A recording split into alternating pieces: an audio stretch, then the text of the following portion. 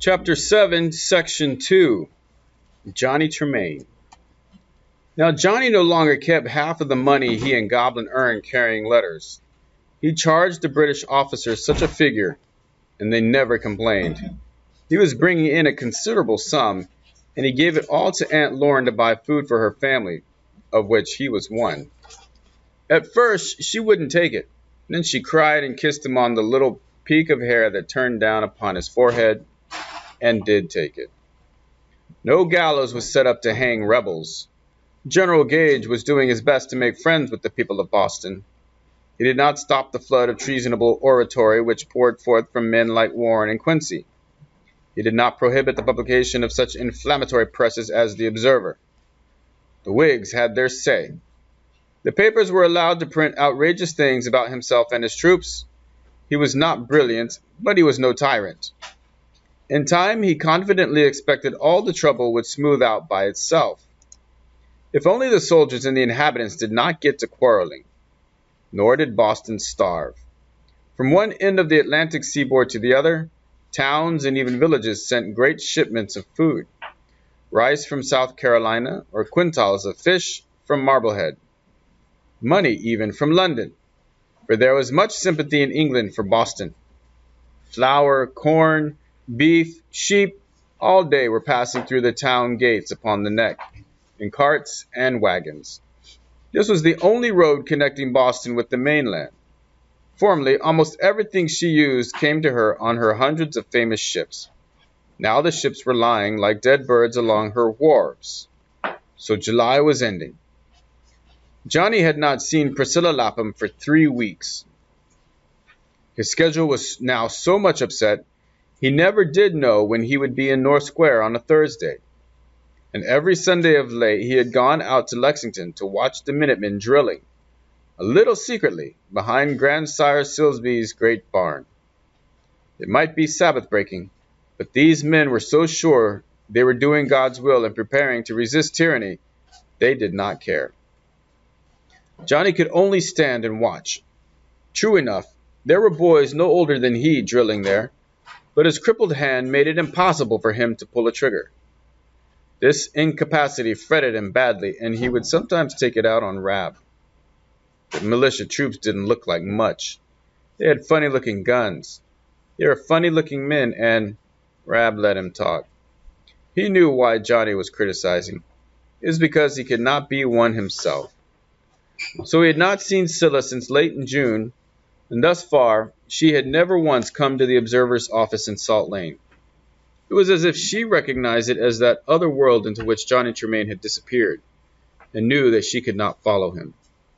So Johnny was surprised one afternoon, riding back from Plymouth, where he had delivered a letter from Major Pitcairn, to find her sitting in the shop with Rab. She did not look at all forlorn, in her fresh lavender muslin frock, her neat white stockings and black pumps. Her head was tipped back, and she was laughing. She had been drawing a picture, and Rab was telling her what to draw. For once, for the first time since Johnny had left the Laphams, Isana was not with her.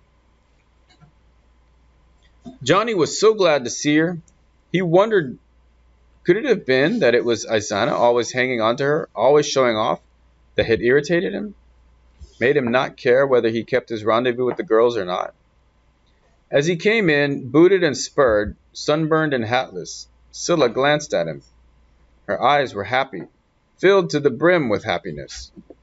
She had been having such a good time with Rab, and unconsciously and unreasonably, Johnny stiffened. He couldn't see why she and Rab should have been having such a good time. They were explaining. Rab had wanted a picture of Boston being strangled to death by a British grenadier. It was for the newspaper, and she, Scylla, having chanced in, had drawn it beautifully. Now Johnny would have to cut a block of it for printing. I can do it. Not very well, of course, but I can. You certainly can draw better and better. Mr. Tweedy can draw. He's giving me lessons. And Rab posed for the British grenadier. Look, I've pictures of him here. Those Rab? They look more like woodchucks than Rab to me, he said. But Scylla knew he thought they were fine pictures and was proud of her. She was so pretty Johnny could hardly think where all this prettiness came from. And sourly he thought it came from Rab. He had a way of lighting people up, showing them at their best. No, partly at least it was because of that lavender dress, and her face had color in it because she was eating enough. When the troops came and times were so hard, Scylla had always given a large share of her food to Izana, and had grown to look more peaked and worried every week. Now she looked fine. Sit there, like that, Johnny.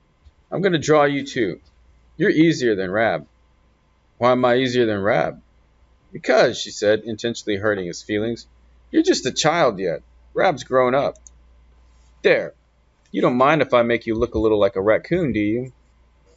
I'll draw a bushy tail for you, Scylla, Rab said. Johnny fidgeted, as people do who are having their pictures drawn, crazy to see what somebody else thinks they look like. It wasn't much of a picture. Between them they had drawn a funny half raccoon, half boy. Somehow it did look like Johnny, and they all laughed. 4 o'clock! I must be getting back. I was told to pick up a pair of gloves on Queen Street and be back at 5. She got up, tied a flower bonnet on her head, and started for the door. Wait! Scylla, you haven't told me any news. He had forgotten how recently her news had bored him. That's right. I've just told Rab. Johnny, I won't be able to meet you regularly anymore. Things have changed. How so? Your mother mad? No. That is, yes, she is mad, but about something else. She's mad because Dorcas really did have the guts to run off and marry Frizzle, Jr., just as soon as Mr. Tweedy declared for her. Dorcas isn't going to get much of that elegance she was always out after from Frizzle, Jr. No, but she doesn't care.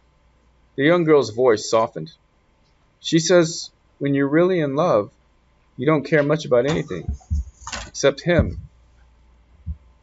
Johnny, remembering the gawky, callow, but upstanding young leather dresser of Fish Street, was surprised that anyone could value him so highly. She ran off with Frizzle, Jr. just as soon as Mr. Tweedy came out and said he preferred her to Madge. But what put Ma right through the roof was when he said he was in no hurry. He didn't mind passing up Madge and waiting for me. You! Cried Johnny hotly. That old man! If he is a man, why, he must be about 40. Scylla, you're lying to me if you say anybody's talking of marrying you. I was 15 last month, and you were 15 way back in January. I'd not stop to think. Rab, did you hear that? I'm only a year younger than you are now. Rab grinned. I was 17 last week. Johnny thought that was like Rab, slipping off by himself, getting ahead of you, and then grinning at you out of the corner of his mouth. Mother didn't like it, Mr. Tweedy stalling like that, and one thing happened after another. For instance, ever since, well, last fall, the lights have been giving us work to do. Mr. Tweedy's clever, although so queer. A couple of weeks ago, Miss Light came in. She wanted her arms, that old rising sun, engraved on the top of her riding whip. So she stands about and I stand about, and Mr. Tweedy and Ma. The shop door was open into the backyard, and Isana was standing about too in the backyard. I'll bet she was. Yes, Miss Lavinia just about had a fit. What was Isana doing? Throwing up? I had just washed her hair, Scylla said dreamily, and the sun was on it. Oh, I see, said Johnny sourly. And Isana was walking back and forth reciting some poetry to herself, acting it out. Something about Captain Kidd and how he sailed. Old Stumpy Joe, the one-legged sailor man, taught it to her. Miss Lavinia stood there watching Isana, and she looked more like something cut out of stone than a human being. Yeah, she can't help it, said Johnny, who liked to run her down. She was born that way. Go on. She just turned her head like that and said to Ma through her teeth, like this, Ma'am, I'm taking that child with me. Ma first said she wouldn't, and then she said she couldn't stand between Isana and such an opportunity. And Isana said she wouldn't go without me. So it was fixed this way. I'm signed up to work in the kitchen, or help Miss Lavinia dress, or anything for a year, and Isana's thrown in for nothing, because she's so young and has a delicate stomach. We're both living with the lights. Do you like her? Sometimes. Well, yes. Well, I think she's disagreeable. He hoped Scylla would contradict him, but she didn't. So now I'll be going back. She only gave me the afternoon off. I thought I'd tell you not to look for me around North Square anymore. Johnny felt guilty. I do leave a paper at the lights every Thursday. Scylla said nothing, but looked at him out of the corners of her eyes. Couldn't I see you sometime? Maybe? I don't know. You might ask Mrs. Bessie, the cook. She's sort of a friend of mine. So goodbye, I'll be going on.